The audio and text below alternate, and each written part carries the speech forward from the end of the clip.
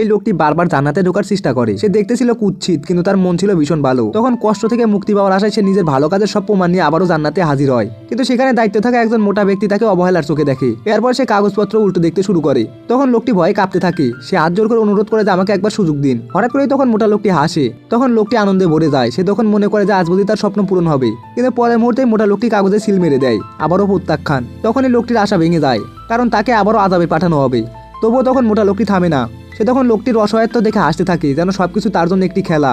আর তখনই হাসতে হাসতে মোটা লোকটি ভারসাম্য হারিয়ে মেঘের উপর থেকে পড়ে যায়। সে তখন উঠতে চায়, কিন্তু মোটা শরীরের কারণে সে তখন পারে না। শেষমেশ সে তখন সেই লোকটির কাছেই সাহায্য চায়। তখন লোকটি একটু থামে, কিন্তু তার দয়া তখন জিতে যায়। সে তখন হাত বাড়িয়ে দেয়, কিন্তু ঠিক তখনই মোটা ব্যক্তিটি সেই লোকটির পায়ের লোহার বলটা নিচে ঠেলে দেয়। কিন্তু সবাই তখন অবাক হয়ে দেখে যে লোকটি নিজেই উড়ে উঠেছে, কারণ তার দয়া তাকে সত্যিকারের ভালো মানুষে বদলে দিয়েছে। এরপর সে তখন জান্নাতে প্রবেশ করে। আর সেই নিষ্ঠুর মোটা লোকটি সে তখন চিরদিনের জন্য আযাবে পতিত হয়। আসলে জান্নাত দেওয়ার একমাত্র মালিক হচ্ছে আল্লাহ। আল্লাহ চাইলে যে কাউকে জান্নাতে প্রবেশ করাতে পারে।